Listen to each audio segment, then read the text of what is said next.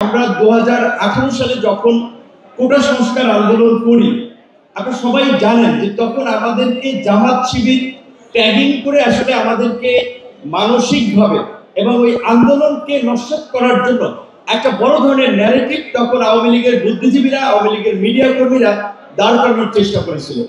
সাকিব ভাই, গণতন্ত্র মঞ্চের এখন যে অন্যান্য নেতৃবৃন্দ আছে, সাইফুল ভাই, বাবলু ভাই বীর মুক্তিযোদ্ধা, রব ভাই এবং মান্না ভাই, তারা তখন আসলে আমাদের পাশে দাঁড়িয়েছিল এবং সত্যিকার অর্থে এইটা আমাদের কায়ুম ভাই, হাসনাত কায়ুম ভাইরা, এইটা আমাদের একটা শক্তি ছিল।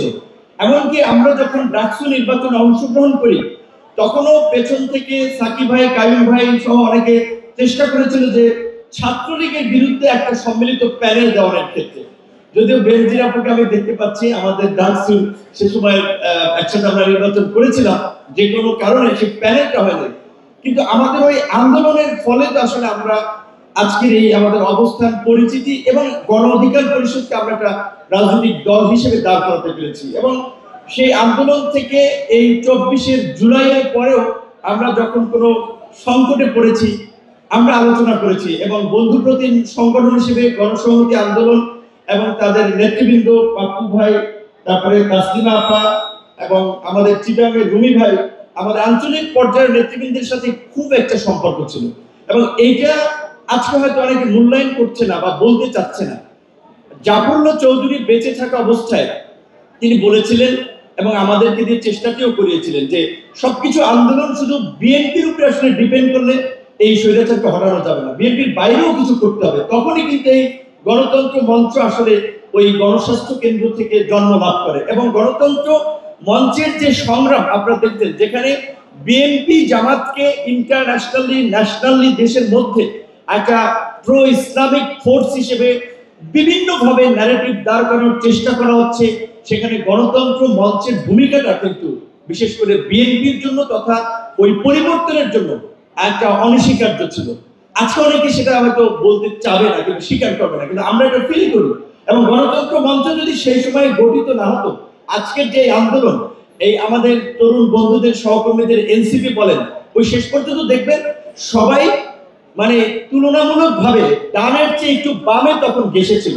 আমরা যখন কোটা সংস্কার আন্দোলন থেকে আমরা যখন মার খেয়েছি, আমরা প্রতিবাদ করবো, আমরা খুঁজেছি কাকে? আনু মোহাম্মদ স্যারকে যদি আমাদের সাথে রাখা যায়, সিরাজুল ইসলাম স্যারকে যদি আমাদের প্রোগ্রামে একটা বক্তব্য দেওয়া যায়, রেনুমা আপাকে যদি বলা যায়, শহীদুল ভাই যদি আমাদের সাথে থাকে, তানজিমউদ্দিন খান কিংবা সামিনা লুৎফা, এই সমস্ত মানুষগুলো কিন্তু আমাদের ওই অত্যন্ত একটা ক্রিটিক্যাল সময়ে আমাদের পাশে দাঁড়িয়েছিল, শক্তি এবং সাহস জুগিয়েছে।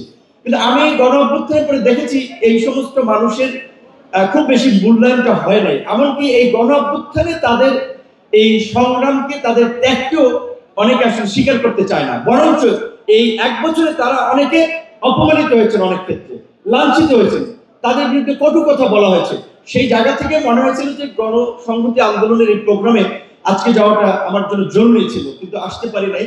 সে সময় সাকিবের কণ্ঠ শুনে আসলাম। গণসংহতি আন্দোলনের সারা দেশ থেকে যে সমস্ত নেতৃবৃন্দ এসেছেন তাদেরকে ধন্যবাদ জানাই এবং ভালো লাগছে গণসংহতি আন্দোলন আজকে যে একটা প্রোগ্রাম করেছে তাতে তার পরিধি সক্ষমতা সম্পর্কে জানান দিয়েছে। সুতরাং গণসংহতি আন্দোলন এর চেয়ে আরো ব্যাপক পরিসরে বিস্তৃত হোক এবং বিশেষ করে এই ফ্যাসিবাদের আমলে যে কয়েকজন ব্যক্তি ধারাবাহিকভাবে টকশো থেকে শুরু করে রাজপথের আন্দোলন করতে গিয়ে নির্যাতিত হয়েছে, নিগৃহীত হয়েছে, সাকিব ভাই তার মধ্যে অন্যতম। আমরা হয়তো নিগৃহীত নিষ্পেষিত মানুষ হিসেবে আমরা তার প্রতি সম্মান জানাই, শ্রদ্ধা জানাই।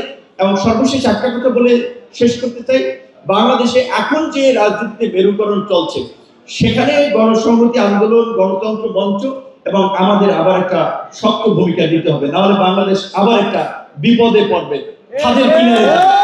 সেই গণতন্ত্র, এই গণসংহতি আন্দোলনের এই প্রোগ্রামে যদি গণতন্ত্র মঞ্চের নেতৃবৃন্দ আছে তাদের প্রতি সেই আহ্বান জানাই, তারা আমাদের রাজনৈতিক সিনিয়র ভাই হিসেবে তারা সেই ইনিশিয়েটিভ নিবে এবং আমরা তাদের সাথে থাকবো, সমর্থন করবো। ধন্যবাদ।